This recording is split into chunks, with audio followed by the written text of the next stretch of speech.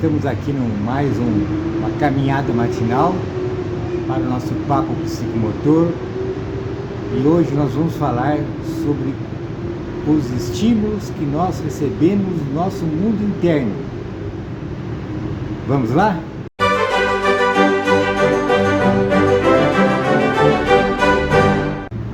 Muito bem, vamos direto ao assunto aqui, vamos usar esse livro aqui de novo, né? Os Fundamentos da Psicologia Analítica do nosso mestre Carl Gustav Jung.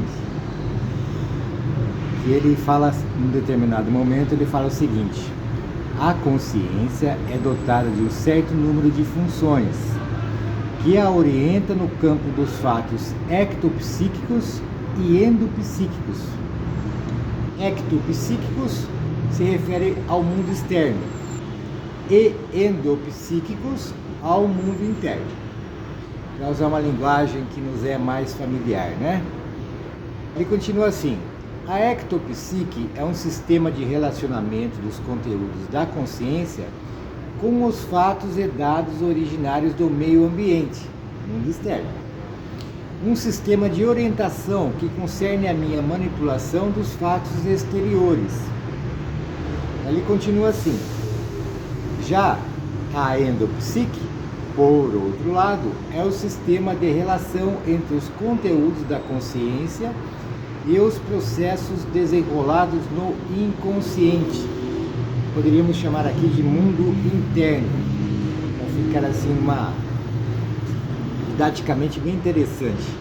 Então nós temos aqui o nosso centro da consciência, aqui nós temos o mundo externo, que nós nos relacionamos com as outras pessoas, com a natureza, com os animais, com as coisas manufaturadas pelos homens.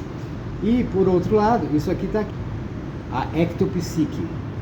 Por outro lado, nós temos aqui a endopsique, que são os conteúdos que vêm do mundo interno.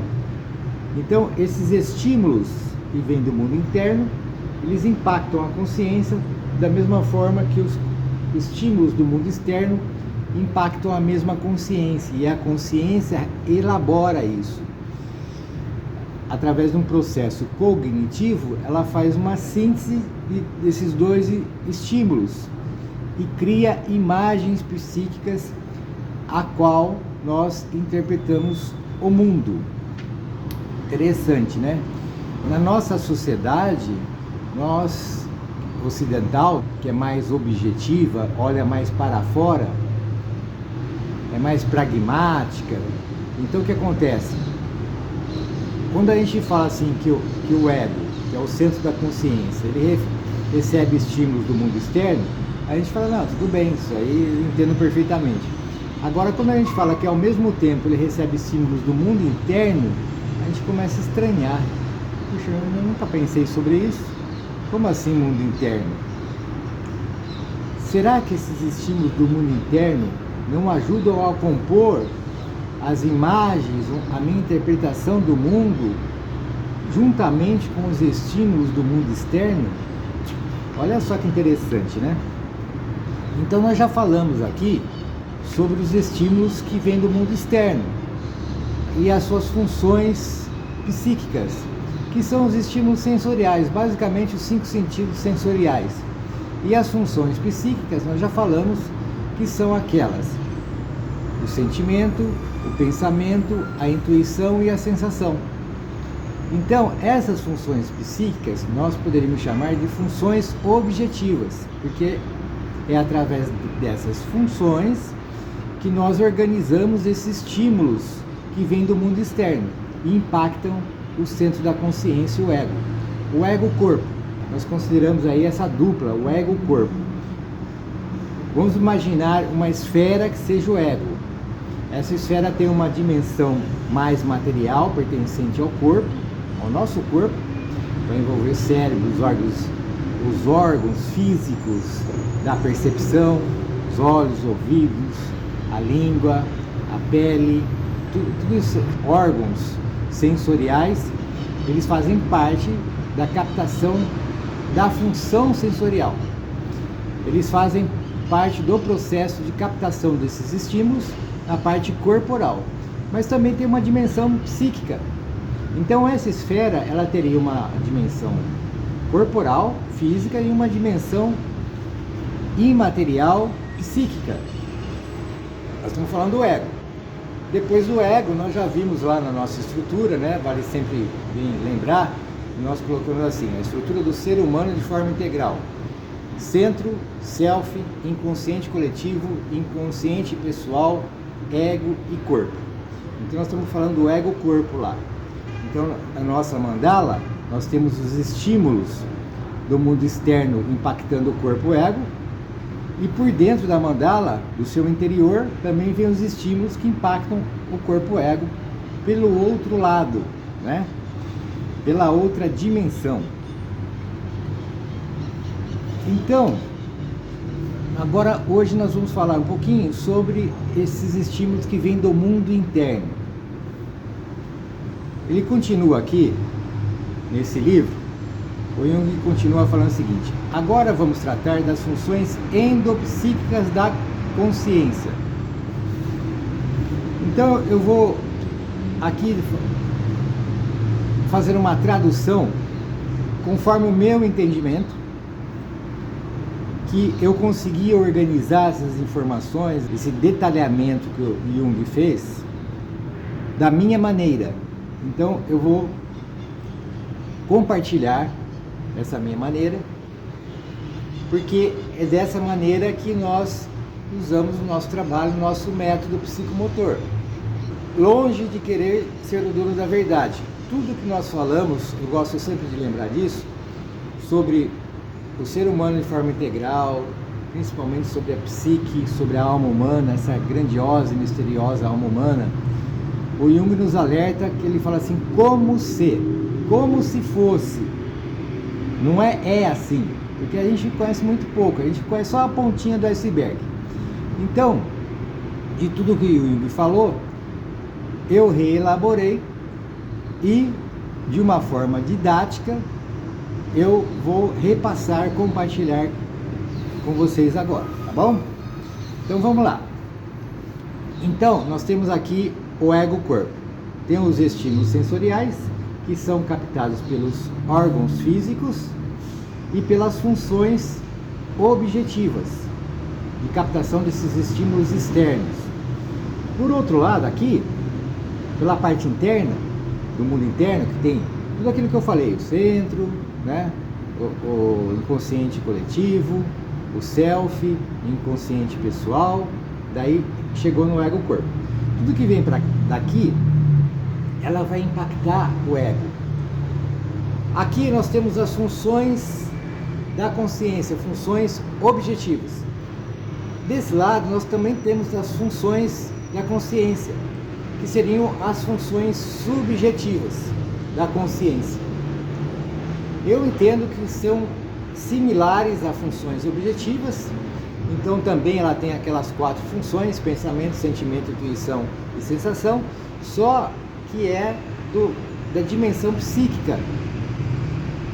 Então, por exemplo, aqui nós temos no mundo externo, por exemplo, a gente sente uma textura da areia. Então a gente pega a areia, a gente sente a areia. Aqui no lado psíquico nós também sentimos a textura de areia, mas só que nós não temos a areia, nós temos uma imagem psíquica da areia.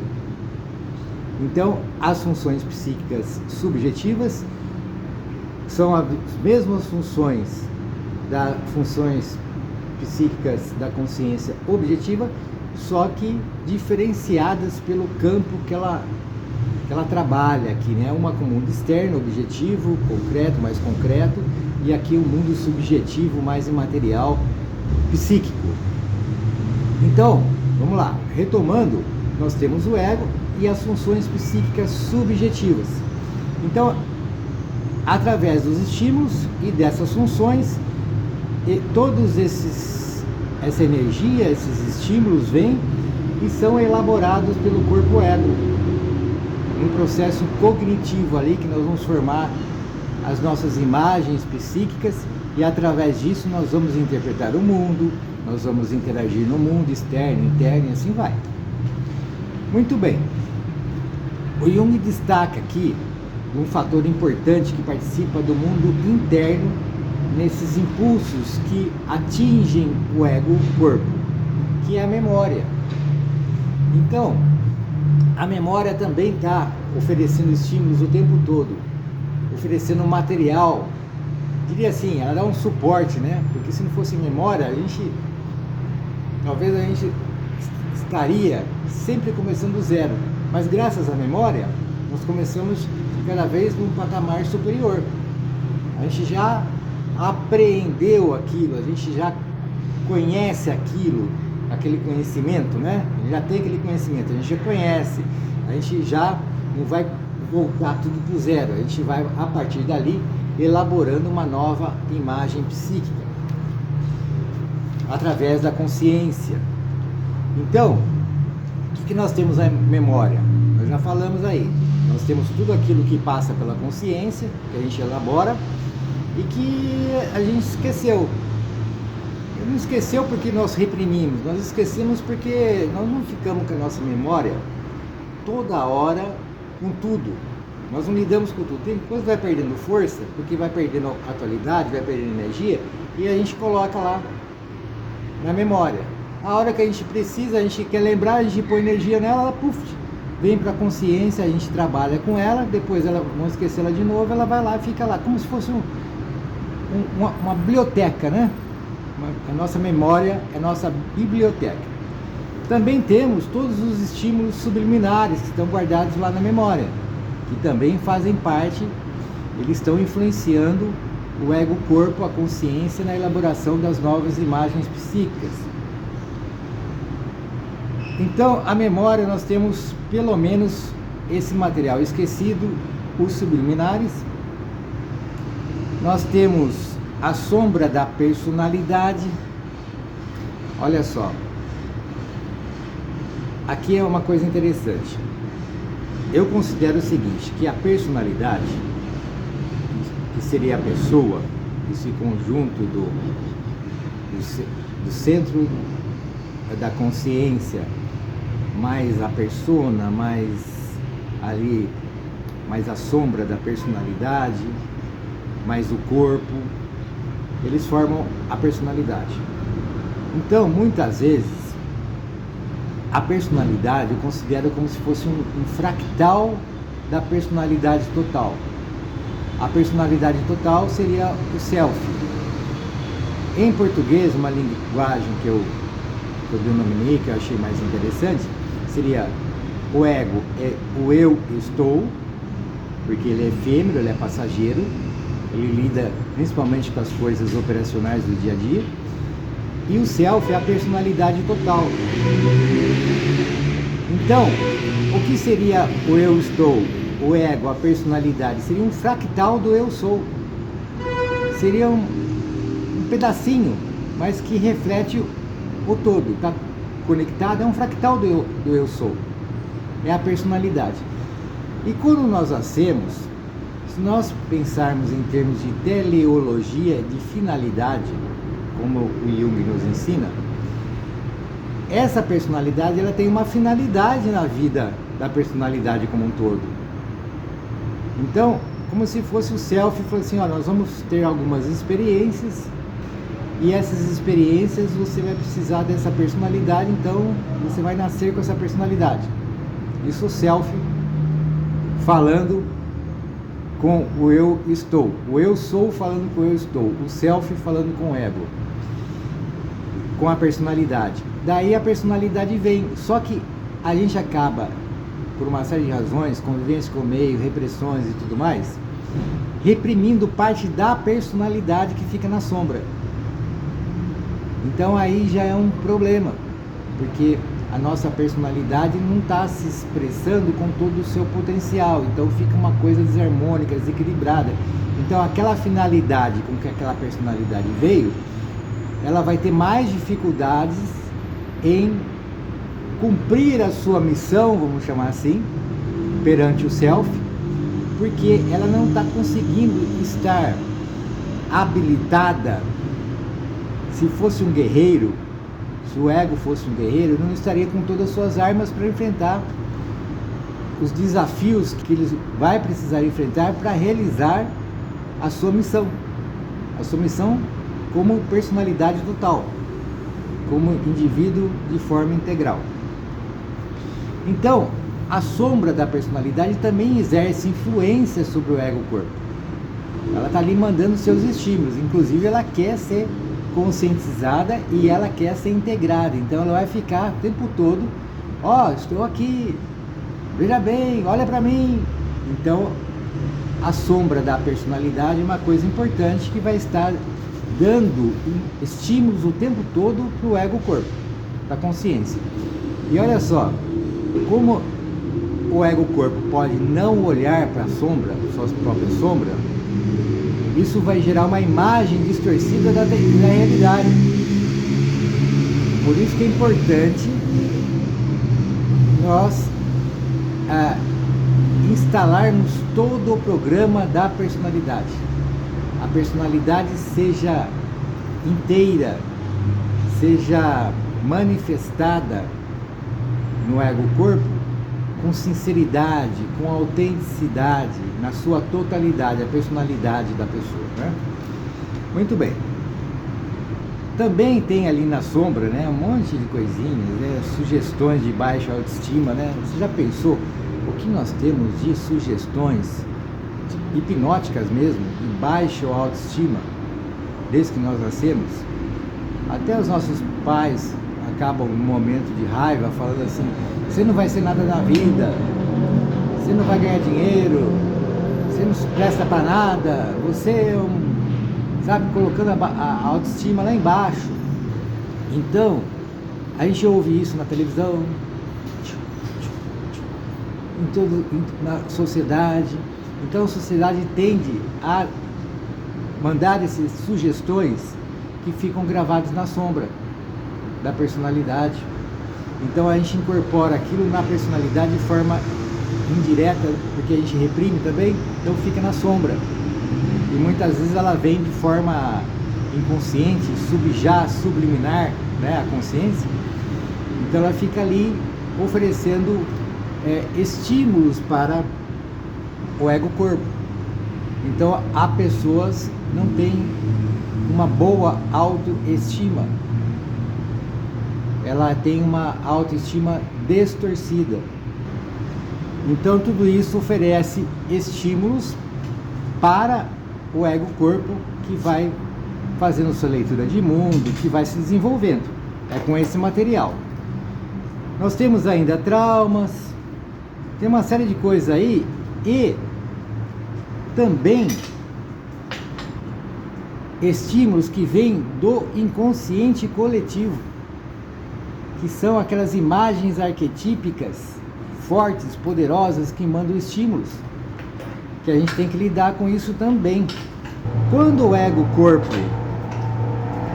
não está bem forte, não está bem desenvolvido, está fraco, pode ser que haja uma invasão desses estímulos no ego. Como se fosse uma rebelião, eles vão falar assim: o ego está fraquinho, nós vamos tomar conta aqui do pedaço. Quem manda aqui nessa personalidade é o ego. Mas ele está fraquinho, vamos lá tomar conta. E invadem lá. E daí há uma dissociação da personalidade. E aí a pessoa fica doente mental. É complicado isso. Por isso, olha a importância de ter uma personalidade bem desenvolvida, forte, né? Para que ela não um ego forte no termo de egoísta, de egocêntrico, de ego inflado, mas de personalidade forte, bem resolvida, bem assimilada, bem integral, a personalidade integral. Então é isso, acho que já deu para a gente pensar um pouquinho aqui. Gostaria muito que você colocasse seus comentários aí, para ser realmente um papo psicomotor, né? A gente vai conversando aí. Gostaria que você perguntasse como que isso afeta o nosso trabalho psicomotor, qual a relação disso com a nossa vivência prática, para a gente poder ir conversando, trocando ideias aí no nosso papo psicomotor. Tá bom? Espero que você tenha gostado. Fique com Deus. Até mais. Tchau, tchau. Agora quero saber de você, quais foram as suas conclusões e reflexões? Deixe a sua resposta aqui nos comentários. Se você gostou do vídeo, dê seu like, compartilhe nas suas redes sociais e não se esqueça de visitar o nosso site psicomotricidadepositiva.com.br e conhecer o nosso curso Como Prescrever Atividades Psicomotoras. Por enquanto é só, ficamos por aqui, muito obrigado.